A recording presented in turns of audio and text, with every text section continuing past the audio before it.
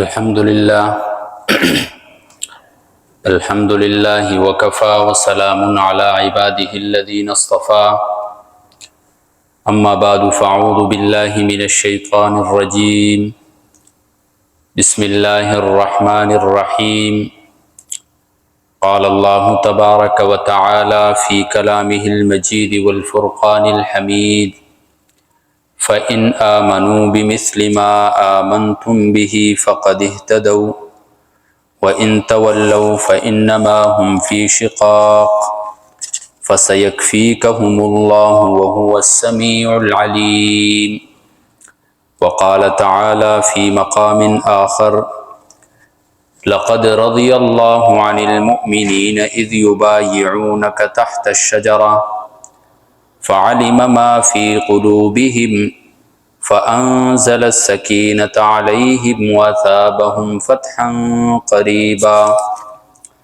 وقال تعالى في مقام آخر محمد رسول الله والذين معه أشداء على الكفار رحماء بينهم تراهم ركعا سجدا يبتغون فضلا من الله ورضوانا سيماهم في وجوههم من أثر السجود ذلك مثلهم في التوراة ومثلهم في الإنجيل كزرع أخرج شطأه فآزره فاستغلظ فاستوى على سوقه يعجب الزراع ليغيظ بهم الكفار وعد الله الذين آمنوا وعملوا الصالحات منهم مغفرة وأجرا عظيما وعن عائشة رضي الله تعالى عنها أن النبي صلى الله عليه وسلم قال يا عثمان إنه لعل الله يقمصك قميصا فإن أرادوك على خلعه فلا تخلعه لهم رواه الإمام الهمام الترمذي في جامعه وقال النبي صلى الله عليه وسلم اثبت يا أحد فإنما عليك نبي وصديق وشهيدان رواه الترمذي وقال النبي صلى الله عليه وسلم ما ضر عثمان ما عمل بعد هذا اليوم رواه الترمذي صدق الله وصدق رسوله النبي الأمي الكريم ونحن على ذلك لمن الشاهدين والشاكرين والحمد لله رب العالمين. تمام حضرات پیار و محبت سے درود شریف پڑھ لیں. اللہم صلی علی محمد وعلی آل محمد كما صليت على إبراهيم وعلى آل إبراهيم إنك حميد مجيد اللهم بارك على محمد وعلى آل محمد كما باركت على إبراهيم وعلى آل إبراهيم إنك حميد مجيد. میرے واجب القدر انتہائی قابل عزت میرے بھائیوں، دوستوں، بزرگوں، نوجوان ساتھیوں، ذوالحجہ کا مہینہ جاری و ساری ہے. یہ تقریباً اسلامی مہینوں میں سب سے آخری مہینہ ہے.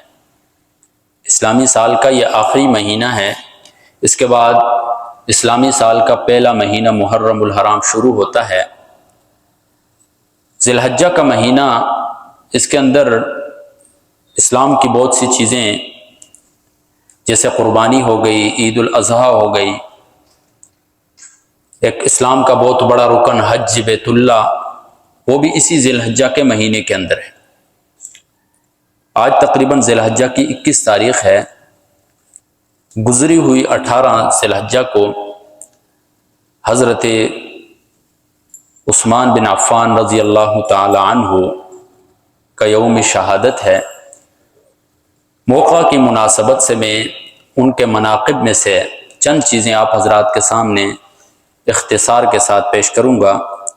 اللہ تبارک و تعالی سے دعا ہے کہ اللہ تبارک و تعالی مجھے پھر ہم سب کو اس پر عمل کرنے کی توفیق عطا فرمائے. عزیزان گرامی قدر احباب، اللہ تبارک و تعالی نے انبیاء کرام کا سلسلہ جاری فرمایا۔ انبیاء علیہ السلام نے، ہر نبی نے اپنی امت کو توحید کی دعوت دی، اللہ تبارک و تعالی کی معرفت کرائی۔ وہی سلسلہ جو آدم علیہ السلام سے شروع ہوا تھا، حضرت محمد الرسول اللہ صلی اللہ علیہ وسلم پر اختتام پذیر ہوا۔ حضور نبی کریم صلی اللہ علیہ وسلم نے اپنے ساتھ کچھ ایسے ساتھی بنائے، چونکہ انبیاء کا سلسلہ تو ختم ہو گیا، تو یہی انبیاء والا کام، انبیاء والی دعوت جو ہے، یہ جو سلسلہ تھا، یہ پھر حضور نبی کریم صلی اللہ علیہ وسلم نے ذمہ داری لگا لی اپنے ساتھیوں کی، جنہیں دنیا صحابہ کرام رضوان اللہ تعالی علیہم اجمعین کے نام سے جانتی ہے۔ صحابہ کرام رضوان اللہ تعالی علیہم اجمعین میں چند ایسے صحابہ ہیں جو جلیل القدر ہیں، من جملہ ان میں سے 4 خلفاء کہلاتے ہیں۔ 4 خلفاء میں سے خلیفہ ثالث، داماد پیغمبر، ذو النورین، ذو ہجرتین، میری مراد حضرت عثمان بن عفان رضی اللہ تعالی عنہ ہیں۔ میرے بھائیوں، حضرت عثمان بن عفان رضی اللہ تعالی عنہ، ان کا نام تو عثمان ہے، والد کا نام عفان ہے، کنیت ان کی ابو عبداللہ ہے۔ یہ قدیم الاسلام ہے۔ ابتدائی اسلام میں جب حضرت صدیق اکبر رضی اللہ تعالی عنہ نے اسلام لایا تو پہلے دن دعوت کے لیے نکلتے ہیں، ملاقات ہوتی ہے حضرت عثمان رضی اللہ تعالی عنہ سے، اور حضرت عثمان رضی اللہ تعالی عنہ کو اسلام کی دعوت دیتے ہیں، اور حضرت عثمان بن عفان رضی اللہ تعالی عنہ 34 سال کی عمر میں مشرف باسلام ہو جاتے ہیں۔ حضرت عثمان رضی اللہ تعالی عنہ اسلام لانے کے بعد بھی اپنی قوم کے اندر سرداری کے اندر تھے، ایک سردارانہ حیثیت رکھتے تھے، لیکن اسلام لانے سے پہلے بھی ایک سردارانہ حیثیت رکھتے تھے۔ ان کی سخاوت پہلے بھی مشہور تھی۔ عورتیں جو ہیں اپنے بچوں کو بہلانے کے لیے حضرت عثمان رضی اللہ تعالی عنہ کی سخاوت کا ذکر کیا کرتی، ان کو بہلاتی تھی ان کی سخاوت کا ذکر کر کے۔ یہ اسلام سے پہلے کی باتیں ہو رہی ہیں، اور جب اسلام کے اندر آتے ہیں میرے بھائیوں، تو اسلام کے ساتھ ایسی وفا کرتے ہیں، ایسی وفا کرتے ہیں کہ آج تک اس کی مثال نہیں ملتی ہے دنیا کی۔ جتنی عمر انہوں نے گزاری میرے بھائی، ایسے کارنامے سر انجام دیے کہ رہتی دنیا تک ان کا نام یاد رکھا جاتا ہے۔ حضرت عثمان بن عفان رضی اللہ تعالی عنہ تاریخی شخصیات ہونے کے ساتھ ساتھ قرآنی شخصیات بھی ہیں۔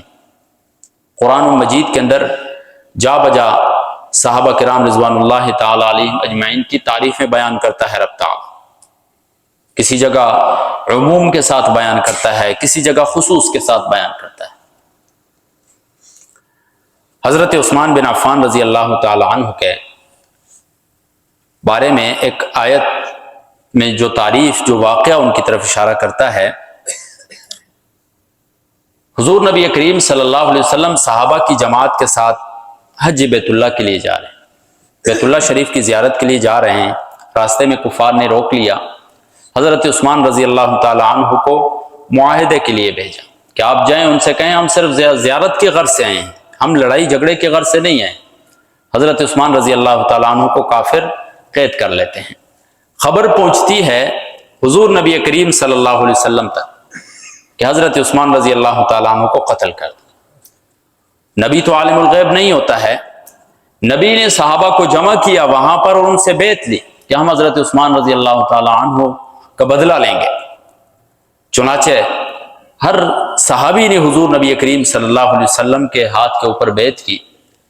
حضرت عثمان بن عفان رضی اللہ تعالی عنہ کا یہ اعزاز ہے کہ حضور نبی کریم صلی اللہ علیہ وسلم نے ان کے عدم موجودگی میں اپنا ایک ہاتھ دوسرے ہاتھ پر رکھا اور فرمایا کہ یہ عثمان کا ہاتھ ہے۔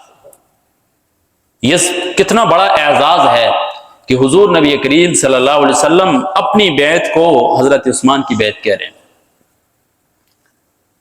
یہی نہیں ہے میرے بھائیو، حضرت عثمان رضی اللہ تعالی عنہ جب انہیں ذو ہجرتین کہا جاتا ہے، ذو ہجرتین جب اسلام لائے، اسلام لانے کے بعد انہوں نے پہلی ہجرت حبشہ کی طرف جب مسلمانوں نے کی تو انہوں نے بھی ہجرت کی، اور امت کے اندر یہ وہ واحد انسان ہیں میرے بھائیو جنہوں نے اپنے اہل و عیال کے ساتھ ہجرت کی سب سے پہلے اس امت کے اندر، اور پھر دوسری ہجرت مدینہ کی طرف انہوں نے کی ہے، اس وجہ سے انہیں ذو ہجرتین کہا جاتا ہے، دو ہجرتوں والا۔ مدینہ کی طرف جب ہجرت کرتے ہیں، مدینہ کے اندر ایک کنواں ہوتا تھا جس کا میٹھا پانی ہوتا تھا، اور وہ بھی ایک یہودی کا ہوتا تھا۔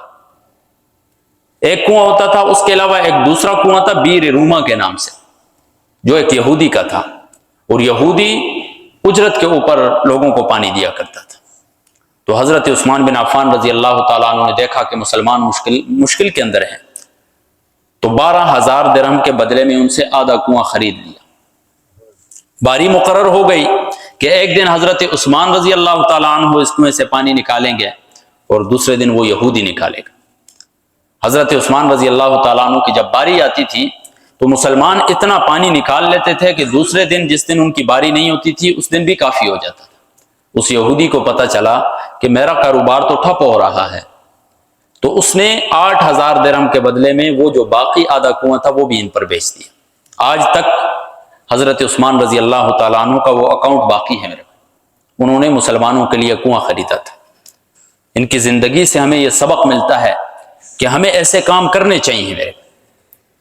انسان ہے، انسان فانی ہے، آج ہے تو کل نہیں ہوگا، آج جوان ہے تو کل بوڑھا ہوگا، آج بوڑھا ہے تو کل قبر کے اندر ہوگا۔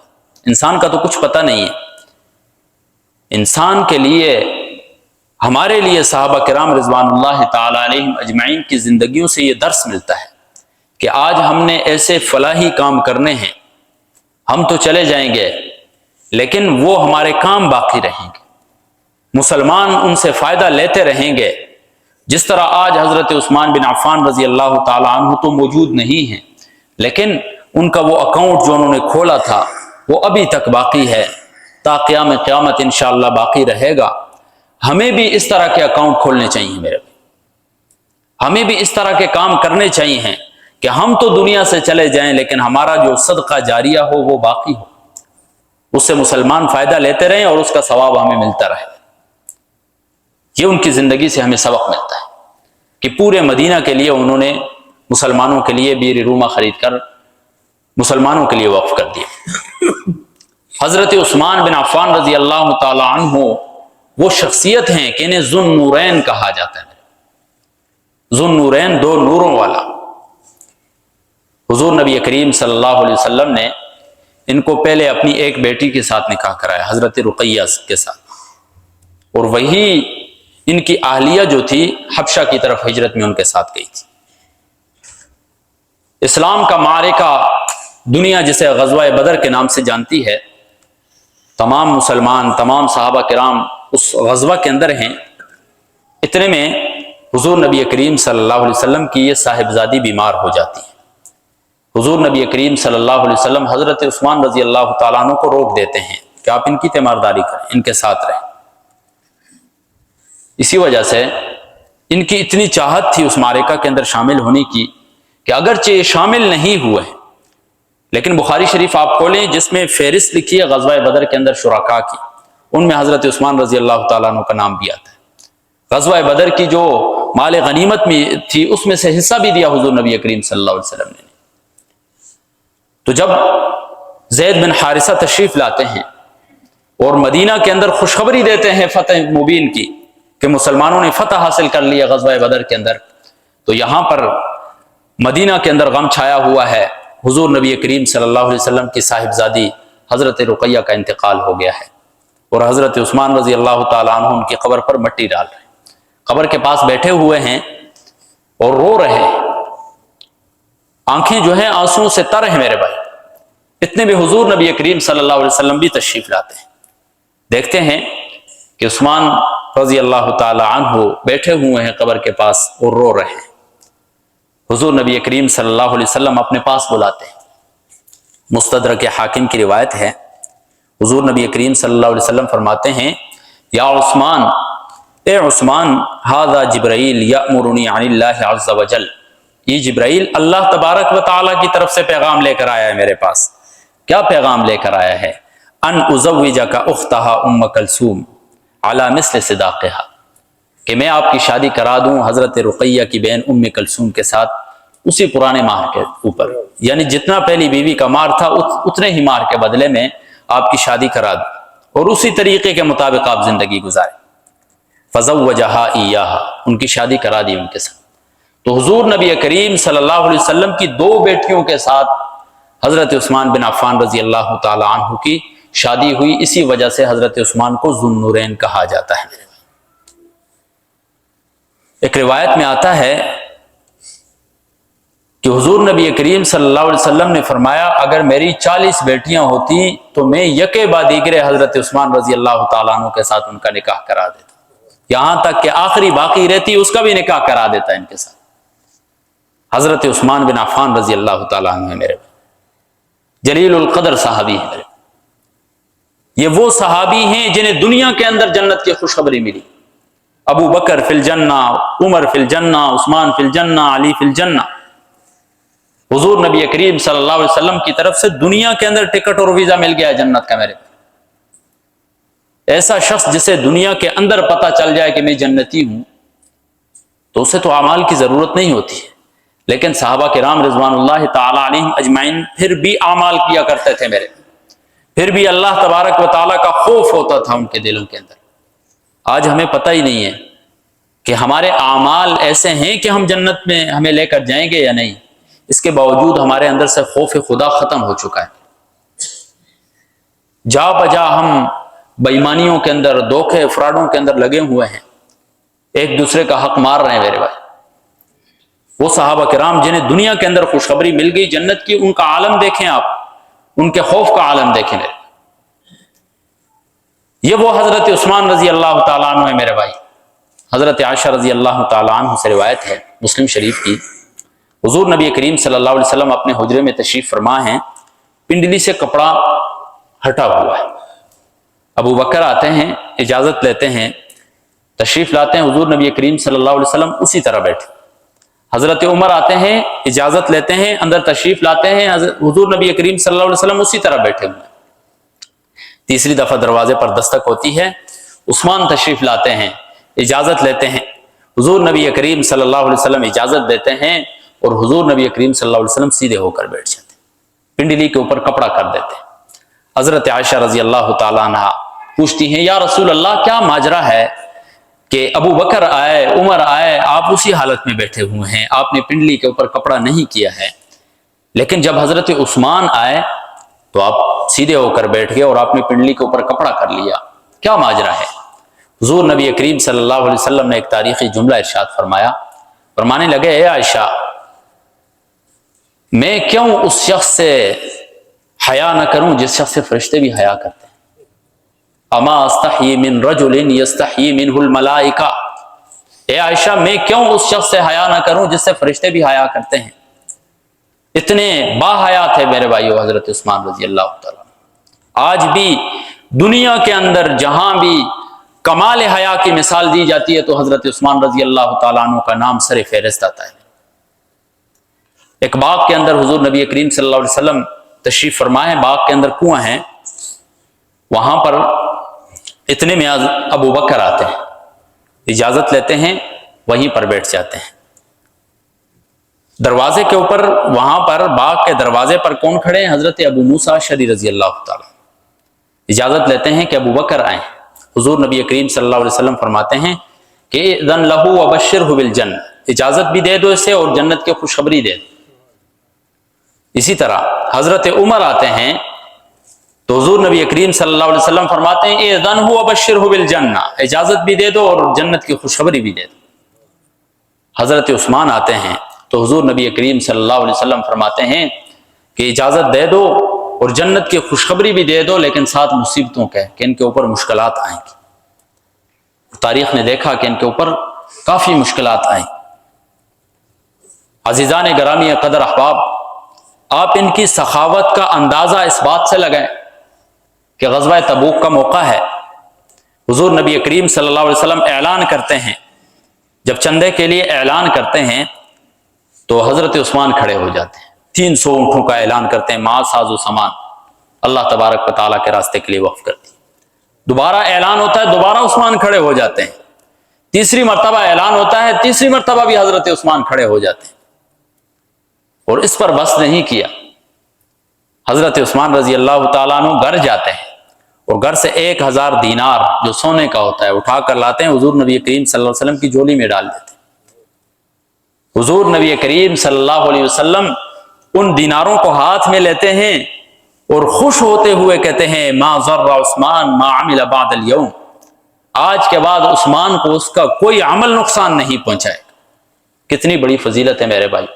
حضور نبی کریم صلی اللہ علیہ وسلم فرما رہے ہیں کہ عثمان آج کے بعد تو دل چاہے تیرا جو کام کر، تجھے تیرا کوئی عمل نقصان نہیں دے گا، تو نے اسلام کے ساتھ ایسی وفا کی ہے۔ حضرت عثمان بن عفان رضی اللہ عنہ، اور جب ان کو خلافت ملتی ہے، حضرت عمر رضی اللہ تعالی عنہ کے دور میں خلافت 24 لاکھ مربع میل پر، اور جب ان کی شہادت ہوتی ہے اس وقت 36 لاکھ مربع میل ہو جاتی ہے۔ 36 لاکھ تک ارد گرد کے جتنے بھی علاقے ہیں ان کو فتح کرتے ہیں۔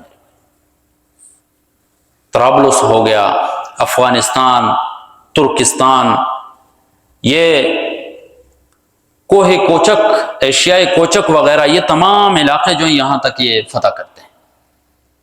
حضرت عثمان بن عفان رضی اللہ تعالی عنہ، حضور نبی کریم صلی اللہ علیہ وسلم کی پیشن گوئی تھی کہ ان کے اوپر مشکلات آئیں گی۔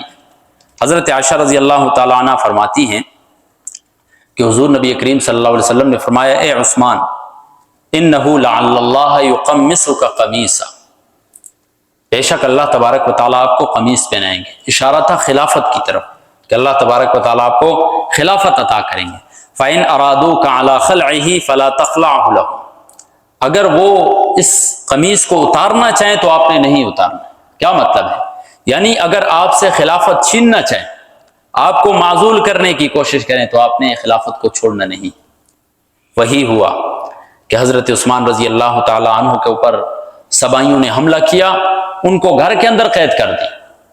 اب گھر کے اندر قید ہیں، 40 دن تک جو ہے انہوں نے روزہ رکھا، 40 دن تک ان کے اوپر پانی بھی بند کر دیا۔ کون؟ عثمان جو پورے مدینے کو پانی پلایا کرتے تھے، آج ان کو پانی نہیں مل رہا، 40 دن تک روزہ رکھا، اور حملہ آور ہوتے ہیں ان کے اوپر۔ اور جب نیزہ ان کو مارا جاتا ہے تو قرآن کھولا ہوتا ہے، قرآن میں بھی پہلا سپارہ کھولا ہوتا ہے، پہلے سپارے کا بھی آخری ورق کھولا ہوتا ہے، اور ان کے خون کا قطرہ جو ہے، امام قرطبی فرماتے ہیں کہ حضرت عثمان رضی اللہ تعالیٰ عنہ کے خون کا جو قطرہ ہے وہ فَسَيَكْفِيكَهُمُ اللَّهُ، کہ بے شک آپ کے لیے اللہ ہی کافی ہے، اس لفظ کے اوپر گرتا ہے، اللہ کافی ہے۔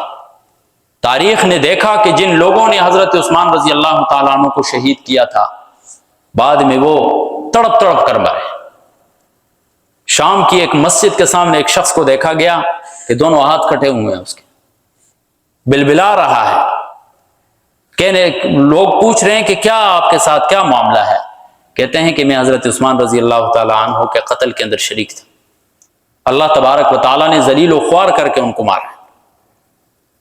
یہ حضرت عثمان بن عفان رضی اللہ تعالیٰ عنہ تھے میرے، یہ ان کی خدمات تھی۔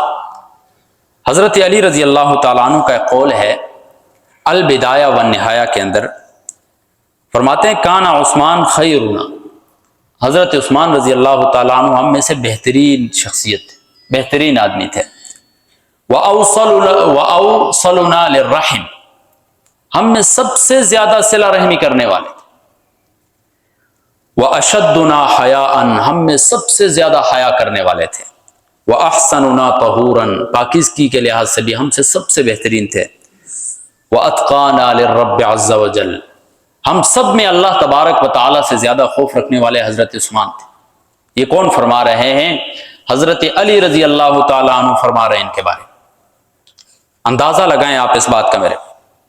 ابن عبد البر نے اپنی کتاب الاستیعاب فی اسماء الاصحاب کے اندر حضرت علی رضی اللہ تعالیٰ عنہ کا ایک اور قول نقل کیا ہے۔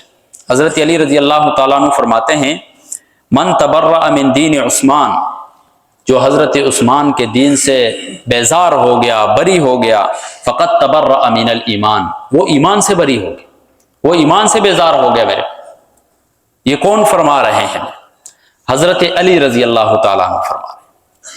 اس سے معلوم ہوتا ہے کہ صحابہ کرام رضوان اللہ تعالیٰ علیہم اجمعین کے درمیان کتنی محبتی تھی، میرے آپس میں ایک دوسرے کے ساتھ کیسے محبتیں کیا کرتے تھے۔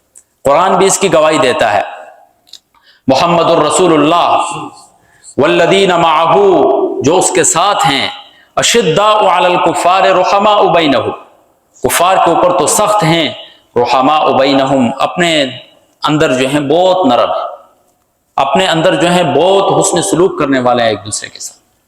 یہ صحابہ کرام رضوان اللہ تعالی علیہم اجمعین کی بات ہو رہی ہے۔ رضی اللہ عنہم ورضوا عنہ، اللہ تبارک و تعالی ان سب سے راضی۔